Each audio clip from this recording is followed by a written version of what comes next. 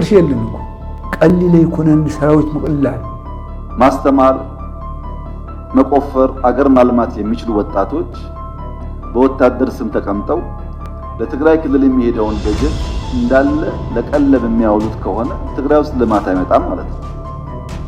በቢሊዮን የሚቆጠር ገንዘብ ነው ለነዚህ ሰዎች የሚውለው በየዓመቱ በየወሩ። 2017 በጀት ውስጥ ከሐምሌ እስከ የካቲት 8 ቢሊዮን ብር ለሰራዊት አውጥቻለሁ። እንደ መንግስት መሪ የመንግስት ሰራተኛ ደሞዝ ስላልተከፈለ የሚገጥመንን ተቃውሞ አሳምሬ ያውቃለሁ።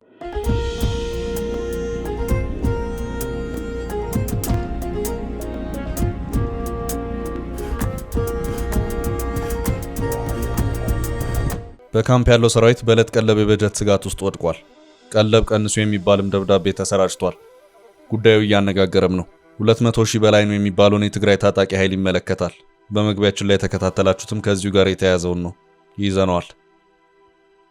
ውድ የፈታ ቤተሰቦች የከበረ ሰላምታችን በያላችሁበት ይድረሳችሁ። ዕለተ አርብ የረፋድ መረጃ ላይ እንገኛለን። እንደተለመደው መረጃውን በቅድሚያ በማስተዋወቅ እንጀምር። ሰራዊቱ የበጀት እጥረት ስጋት ውስጥ ገብቷል። ቀለብ ቀንሱ፣ የዳቦ ግራምንም አውርዱ የሚል ደብዳቤ ተሰራጭቷል። በየወሩ ቢሊዮን ብሮች ወጪ የሚሆንለት ታጣቂ ኃይል አነጋጋሪ በሆነ የበጀት ስጋት ውስጥ መውደቁን ጉዳይ በተመለከተ የወጣውን አዲስ መረጃ የምናደርሳችሁ ይሆናል። የትግራይ ወጣቶች ፈጣሪን በሱባኤ እየተማጸኑ ነው። 2 ዓመታት በዘለቀው ደም አፋሳሹ የሰሜኑ ጦርነት በቅጡ ባላገገመው የትግራይ ክልል ዳግም በተፈጠረው ሌላ ዙር ውጥረት ጭንቅ ውስጥ የሚገኙት ወጣቶቹ በሰሚነሽ ኪዳነ ምሕረት ገዳም ሱባኤ ይዘው ፈጣሪን በመማጸን ላይ ይገኛሉ። ጥንቅራችን ይዞታል።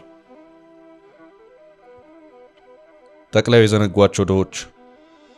በአዲስ አበባ ኮሪደር ልማት ሜዳ ላይ የተጣሉ ሰነድ አልባ የቤት ባለቤቶች ሮሮ አሰምተዋል። ጠቅላዩ ካሳ ያልተከፈለው ወይ ተለዋጭ መሬት ያልተሰጠው የለም ማለታቸውን ተከትሎ ከ400 በላይ ሰነድ አልባ የቤት ባለቤቶች መሬት ላይ ስለመጣላቸው ቢቢሲ አንድ ዘገባ አውጥቷል። የምንመለከተው ይሆናል። በኦሮሚያ ክልል ከባድ ውጊያ መከፈቱ ተሰምቷል። መንግስት ወሰድኩ ስላለው ወታደራዊ ኦፕሬሽን ማብራሪያ ሰጥቷል። ኦነግም ስለ ውጊያው ያለው ነገር አለ። ዝርዝሩን ከጥንቅራችን ይሰማሉ።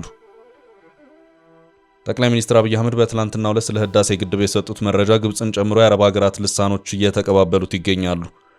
ሚዲያዎቹ ምን አሉ? መረጃ አክለናል። አብራችሁን ቆዩ።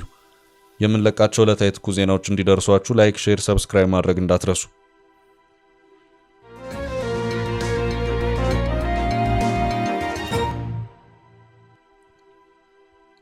ሰራዊቱ በቀለብ እጥረት ስጋት ውስጥ። ሰራዊቱ ከበድ ያለ በጀት እጥረት ገጥሞታል። የበጀት እጥረቱ እስከ ዕለት ምግብ ድረስ የደረሰም ሆኗል።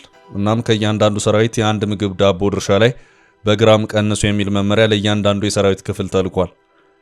ይህ የሆነው በትግራይ ነው። የትግራይ መከላከያ ሰራዊት በሚል የሚጠራውና በ2 ዓመታቱ የትግራይ ጦርነት ወቅት በውጊያ ላይ የነበረው ኃይል ዛሬም ድረስ በየካምፑ ይገኛል። ከ200 ሺህ በላይ ሰራዊት መሆኑን በጊዜያዊ አስተዳደሩ ፕሬዝዳንት አቶ ጌታቸው ረዳ በኩል የተገለጸበት ሁኔታ መኖሩ የሚታወስ ነው። እስከ 275 ሺህ የሚሆን ሰራዊት ነው። አርሚ በሚባል አደረጃጀት በበርካታ ካምፖች እንዲቀመጥ የተደረገው ይህ ኃይል ደሞዝ የሚከፈለውና ቀለብም የሚቀርብለት ነው።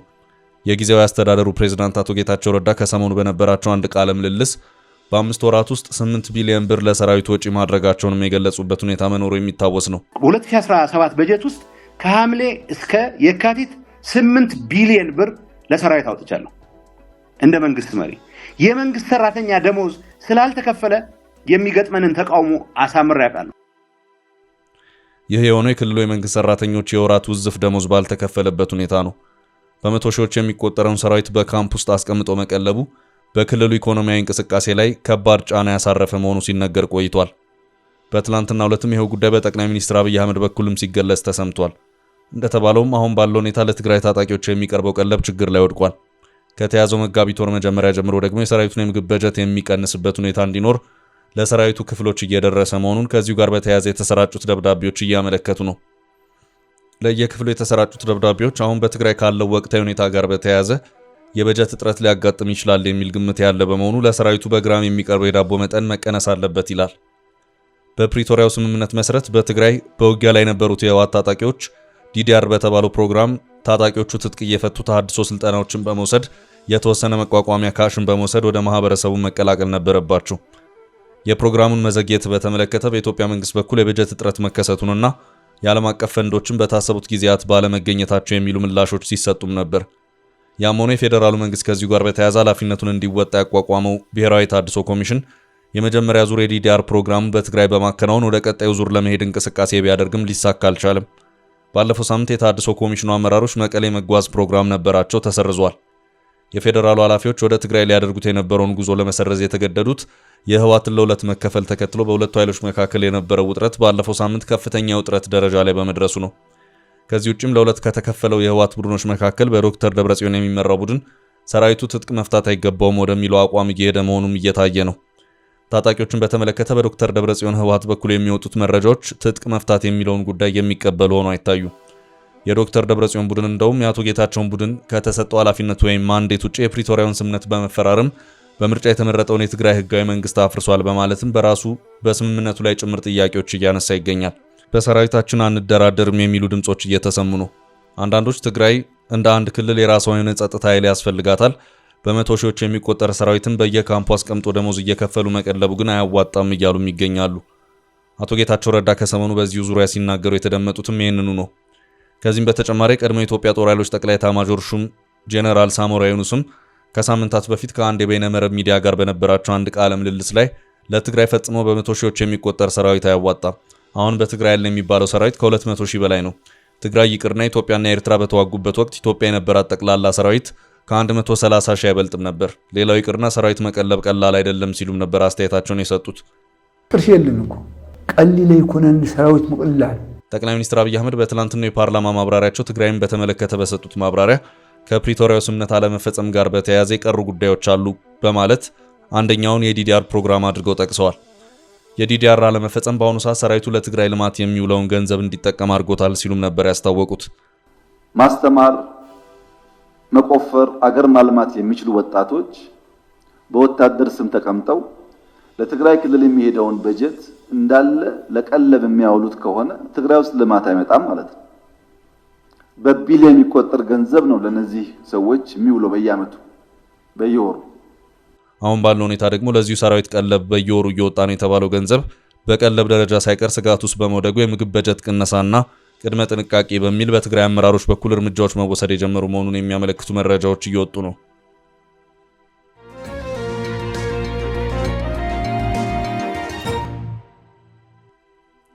በቀጣይ መረጃ ጠቅላዩ የዘነጓቸው ድሆች፣ በአዲስ አበባ ኮሪደር ልማት ሜዳ ላይ የተጣሉ ሰነድ አልባ ቤቶች።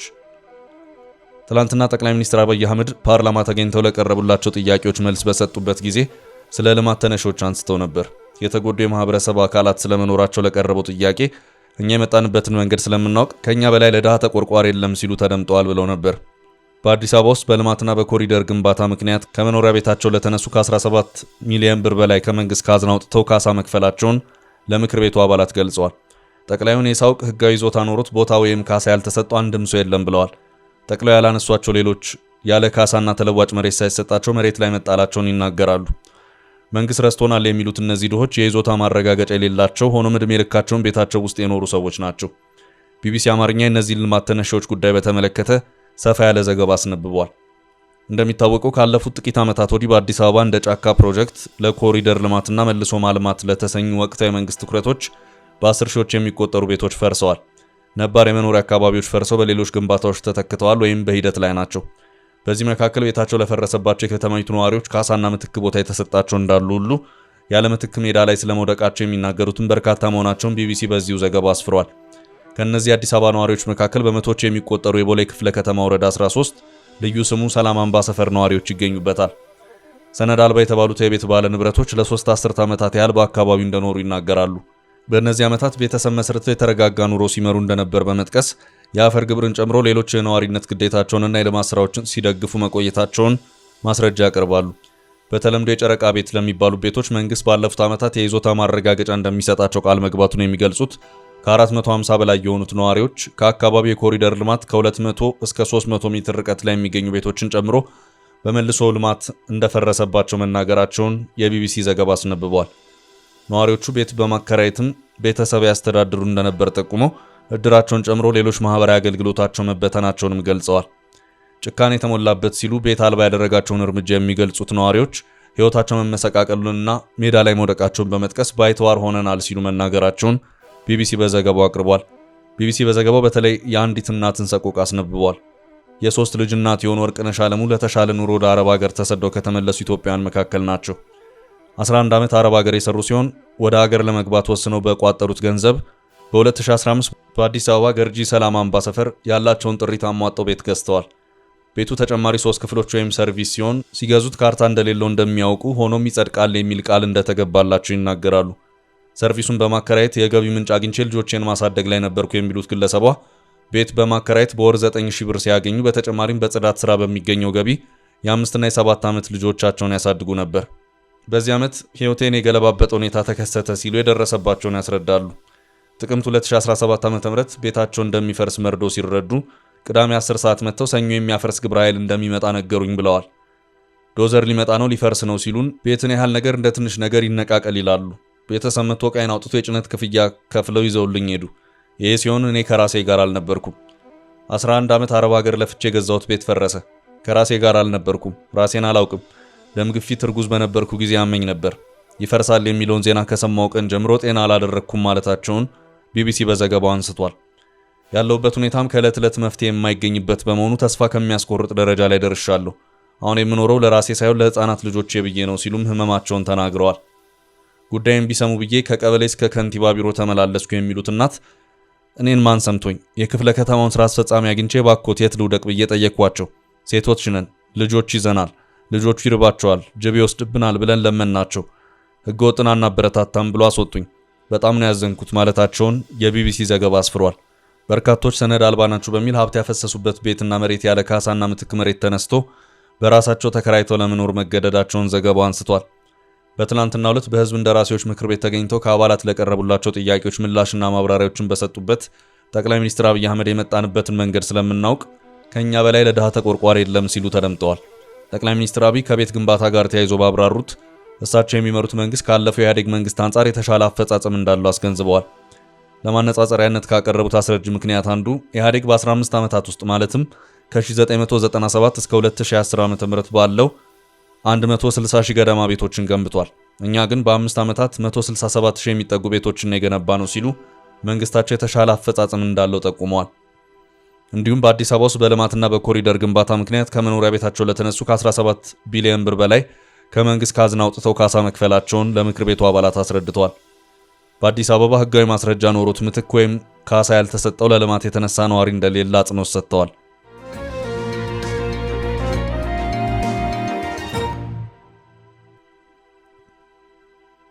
ወደ ቀጣይ ርዕሳችን አለፍን። የትግራይ ወጣቶች ተማጽኖ በገዳሟ። የትግራይ ወጣቶች ፈጣሪን በሱባኤ እየተማጸኑ ነው። 2 ዓመታት በዘለቀው ደም አፋሳሹ የሰሜኑ ጦርነት በቅጡ ባላገገመው ትግራይ ክልል ዳግም በተፈጠረው ሌላ ዙር ውጥረት ጭንቅ ውስጥ የሚገኙት ወጣቶቹ በሰሚነሽ ኪዳነ ምሕረት ገዳም ሱባኤ ይዘው ፈጣሪን በመማጸን ላይ ይገኛሉ። የኢትዮጵያ ኦርቶዶክስ ተዋሕዶ ቤተክርስቲያን ሱባኤ አንድ ሰው ከዚህ ቀን እስከዚህ ቀን በጸሎት ከፈጣሪ ይገናኛለሁ ብሎ የሚያቅደው መንፈሳዊ ዕቅድ መሆኑን ታስተምራለች። ሰው ሱባኤ ከሚገባባቸው መሰረታዊ ጉዳዮች አንዱ ፈጣሪን ለመማጸን እንደሆነ እንዲሁ ቤተክርስቲያኗ ትገልጻለች። 2 ዓመታት በዘለቀው ደም አፋሳሽ የሰሜኑ ጦርነት በቅጡ ያላገገመ የትግራይ ክልል ዳግም በሌላ የቀውስ አዙሪት ውስጥ ሲሆን ጭንቅ ውስጥ የሚገኙ ወጣቶች ከዚህ ቀደም በጸሎት አግዙን የሚሉ ጥሪዎችን ሲያሰሙ ቆይተዋል። በተለይም አሁን ላይ በክልሉ የተፈጠረው የስልጣን ሽኩቻ ወደ ለየለት ግጭት ያመራል የሚሉ የስጋት ድምጾች ከዚህም ከዛም በጉልህ እየተሰሙ ሲሆን የትግራይ ወጣቶች ይህን ጭንቃቸውን በዚሁ የጾም ወቅት ወደ ፈጣሪ በማድረስ በብርቱ በመማጸን ላይ መሆናቸውን በበርካቶች በስፋት በመጋራት ላይ የሚገኝ ተንቀሳቃሽ ምስል አመልክቷል። የትግራይ ወጣቶች በሰሚነሽ ኪዳነ ምሕረት ገዳም ፈጣሪን በሱባኤ ሲማጸኑ የሚያመለክተውን ይህንኑ ተንቀሳቃሽ ምስል በርካቶች እያጋሩት ይገኛሉ። ወጣቶቹ አጎንብሰው ፈጣሪ ምህረት አውርድ ሲሉ ሲማጸኑ የሚያመለክተው ይኸው ተንቀሳቃሽ ምስል የበርካቶችን ልብ እንደነካ በማህበራዊ ትስስር ገጾች ከተጋሩ ግብረ መልሶች ለመረዳት ተችሏል። የትግራይ ወጣቶችና እናቶች በሰሚነሽ ኪዳነ ምሕረት ገዳም በደረሰብን መከራ ሁሉ ፈጣሪ በምህረት እጅ ይጎብኘን ሲሉ ተማጽነዋል።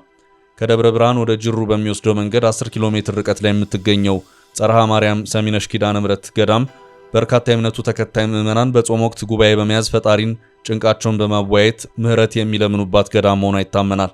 ገዳሟ የተመሰረተችው በ1487 ዓ.ም እንደሆነ የታሪክ መዛግብት ያስረዳሉ። አጼ ምኒልክ ክርስትና የተነሱት እዚቹ አንጎለላ ሰሚነሽ ኪዳነ ምሕረት ሲሆን የአድዋው ጀግና ፊት አውራሪ ገበየው አጽም ያረፈው በታሪካዊቷ ገዳም ነው።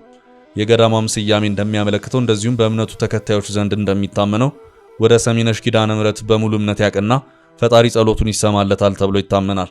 ይህን እምነት በልባቸው ያደረጉ የትግራይ ወጣቶች በገዳሟ በጾም በጹባኤ ፈጣሪን በመማጸን ላይ ይገኛሉ።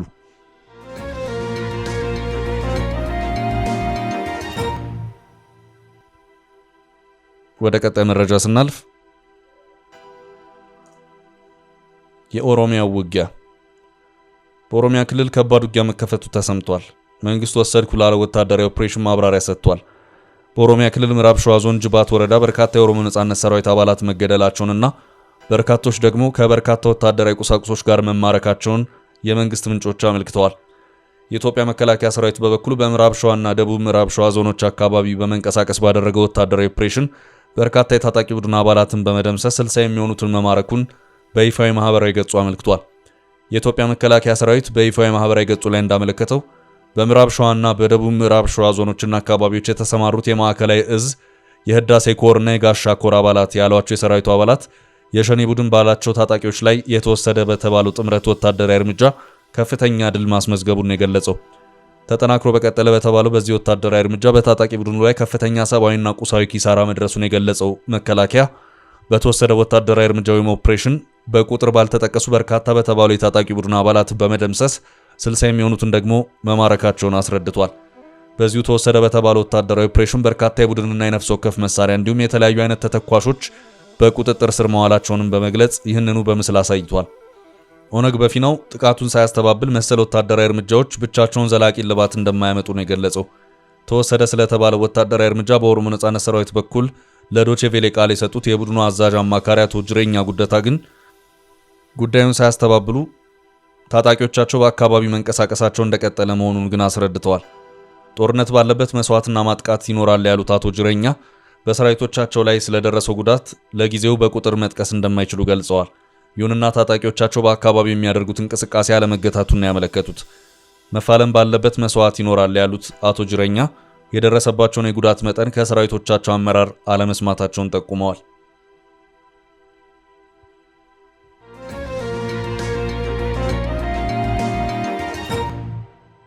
በቀጣይ መረጃ በግድቡ ምርቃት የግብጽ መልስ። ጠቅላይ ሚኒስትር አብይ አህመድ በትላንትናው ዕለት ስለ ህዳሴ ግድብ የሰጡት መረጃ ግብጽን ጨምሮ የአረብ ሀገራት ልሳኖች እየተቀባበሉት ይገኛሉ። የህዳሴው ግድብ በሚቀጥለው 6 ወር ውስጥ እንደሚጠናቀቅ ምናልባትም በቀጣይ ዓመት መስከረም ላይ ሪቫን እንደሚቆረጥለት ለፓርላማው ተናግረዋል። ኢትዮጵያ ግድቡን ጨርሳ ልታስመርቅ ነው የሚለው ዜና እንደ አህራም ኦንላይን አይነት ብዙ አንባቢ ያላቸው ጋዜጦች የግድቡን መመረቅ የፊት ገጻቸው ላይ ይዘው ወጥተዋል።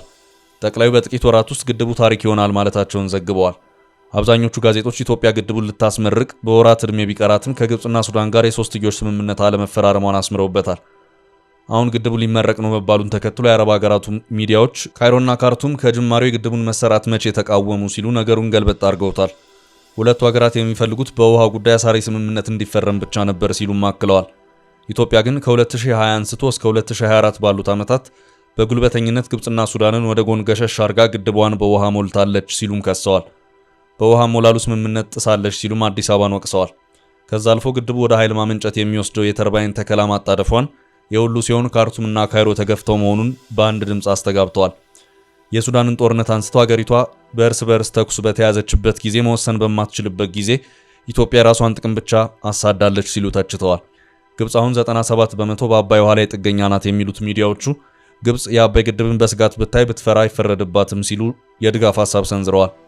የ10 ዓመታት ድርድር መቋጫ ሳያገኝ ኢትዮጵያ ነገሩን ልትቋጭ ነው ሲሉ የምርቃቱን ዜና አስተጋብተውታል። ግብጽ የአባይ ግድብ የሶስትዮሽ ንግግር መክሸፉን አውጃ ወደ ጠረጴዛው እንደማትመለስ ገልጻ ነበር። በጊዜው ካይሮ ኢትዮጵያ ምንም አይነት የቴክኒካል ፕሮፖዛልም ሆነ የህጋዊ መፍትሄ አማራጮችን ልትቀበለኝ አልቻለችም ብላ ነበር። ኢትዮጵያ ግን ግድቡ ወደ ታችኛው የተፋሰስ ሀገራት የሚሄደውን ውሃ አይቀንስም ስትል በተደጋጋሚ ትናገራለች። ጠቅላዩ በትላንቱ የፓርላማ ውሏቸው ከህዳሴ ግድብ ጋር በተያያዘ ካይሮ ላይ ለአልሲሲ ስለገቡት ቃል አንስተው ነበር። ለፕሬዝዳንት አልሲሲ ካይሮ ላይ ቃል ገብተ ነበር የሚሉ ሰዎች አሉ። ቃል መግባት ብቻ ሳይሆን ቃል መፈጸም ባህላችን እንዲሆን ካለን ቁርጠኛ ፍላጎት ለፕሬዝዳንት ሲሲ ያልኳቸው ህዳሴ ሲሞላ 1 ሊትር ውሃ ከአስዋን ዳም አይጎልም ነበር ያልኳቸው። አሁን ህዳሴ 100% ሞልቷል፣ አስዋን ዳምም 100% ሙሉ ነው። ቃሉ ተፈጽሟል፣ የተካደ ነገር የለም ማለት ነው ማለታቸው ይታወሳል። ጠቅላዩ የግብጽ የውጭ ጉዳይ ሚኒስቴርን ማናገራቸውንና በድርቅ ወቅት ውሃ ልቀቁልን ማለታቸውን አንስተውም ግብጽ ላይ ድርቅ ቢፈጠር ከአባይ ውሃ ጋር ምን ያገናኘዋል? እኛ ጋር ድርቅ ቢፈጠር ውሃ ቢጠፋ ነው ችግሩ። ለዚህም የድርቅ መከላከል አረንጓዴ ልማት እያደረግን መሆናችንን ነግሬያቸዋለሁም ብለዋል። ጠቅላይ ሚኒስትር አብይ ይህንን ፓርላማ ላይ እየተናገሩ በነበረበት ወቅት የግብጽ የውጭ ጉዳይ ሚኒስቴር ባደር አብድላቲ በታንዛኒያ ተገኝተው የጁሊየስ ኔሬሬን ግድብ ጎብኝተዋል። ግብጽ ለግድቡ ከበጀት እስከ ግንባታ ያደረገችውን አስተዋጽኦም ሲያደንቁ ታይተዋል። ለዛሬ ያዝንላችሁን ርዕሰ ጉዳዮች እዚህ ላይ ቋጨን። ላይክ፣ ሼር እና ኮሜንት በማድረግ ለቻናላችን ድጋፋችሁን መግለጽ እንዳትዘነጉ እያልን ከሌሎች መረጃዎች ጋር ደግመን እስክንገናኝ ቸር ያሰማን ስንል ተሰናበትን።